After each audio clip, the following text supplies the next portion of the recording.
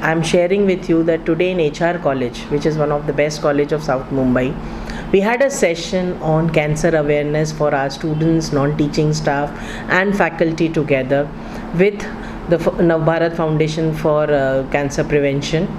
Today, the reason for doing this was that we hear a lot of cases of cancer being somebody got this, somebody got that, and we feel little sensitive that our students who are living a little different life than what we as students used to have, as a childhood we used to have.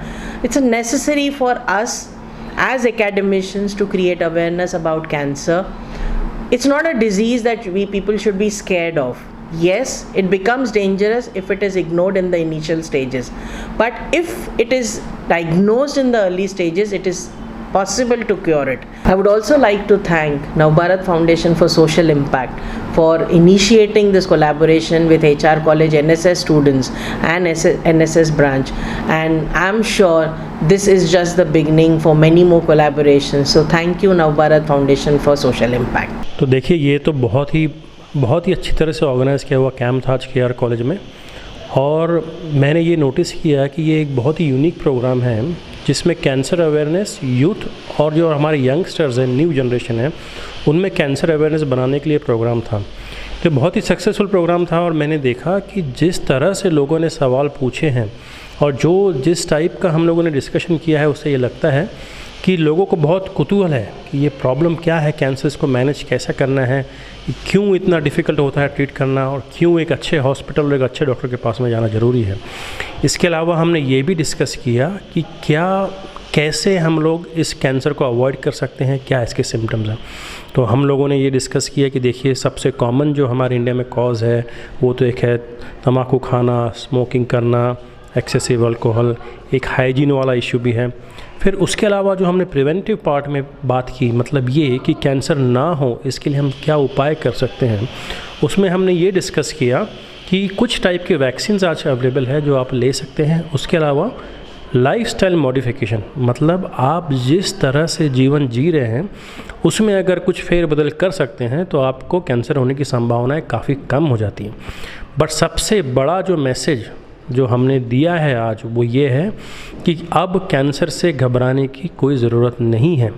Cancer बहुत ही curable disease हो चुका है, provided आप इसको जल्दी से जल्दी पकड़ें।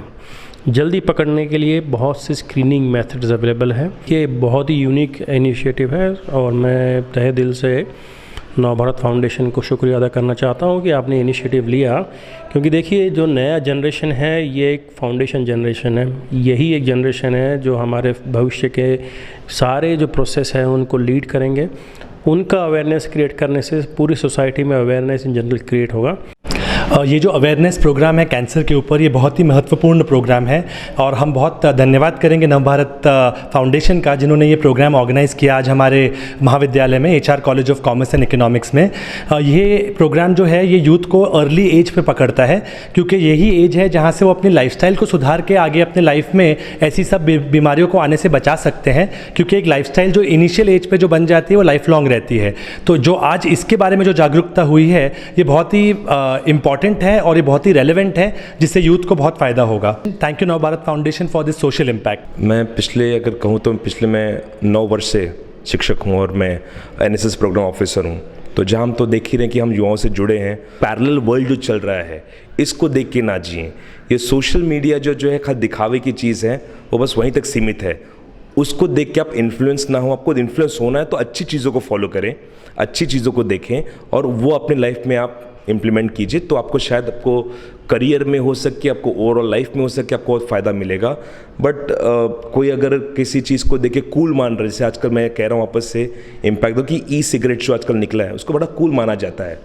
तो उसको ध्यान में रख, तो वो बहुत हानिकारक चीज़ है। स्लोली ग्रेजुअल स्लो पॉइजन की तरह है। शुरुआत में आपको बड़े मज़े देगा आपको, लेकिन धीरे धीरे आपको शरीर को खोखला करते जाएगा। सेकेंड ईयर की स्टूडेंट हो, I think this session is very insightful. और जैसा आपने बोला सर्वाइकल कैंसर जो हम सुनते जा रहे हैं, आज एक चीज़ ये पता चली कि उसका भी एक क्योर है, लाइक हम उसे प्रिवेंट कर सकते हैं उसे होने से पहले, जो शायद ये इन्फॉर्मेशन हमें कोई भी नहीं देता है। तो जो हमारा नवभारत फाउंडेशन है वो बहुत अच्छा काम कर रहा है।